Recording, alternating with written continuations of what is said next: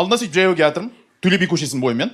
Сөйтіп өтейін деп жатырмын да, жолдан өтіп кетейін деп жатырмын да, и алыстан байқап жатырмын да, бағдаршам бітіп жатқанын. Ну, 2, 3 бітіп жатыр ол. Сөйтіп сол бағдаршамға жақындаған кезде менің басыма ой келеді ғой.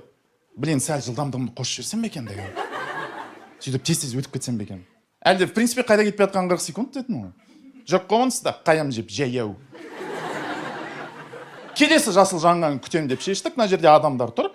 И мына жерде менің жанымда, мына жерде бір ана тұр баласымен. Ана, бала.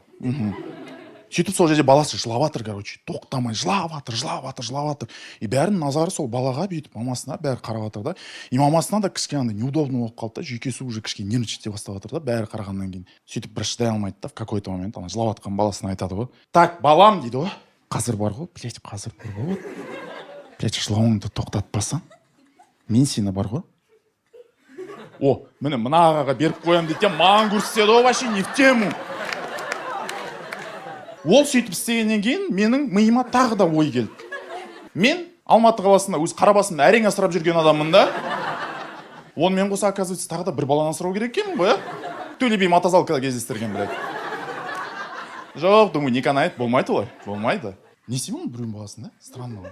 Еще когда ол мамасы баласына айтады, типа, қазір жылауыңды тоқтатпасам, мен сені мына ағаға беріп қоямын дейді. Ана бала жылауын тоқтатты. Маған қарады.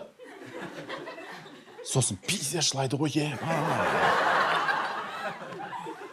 комплимент ретінде қабылдадым мен да. Мамасынан шаршаған шығар, обстановка өзгерткісі келіп тұрған шығар деп. Бірақ жоқ, мамасымен қалған дұрыс, мен не қатысым бар,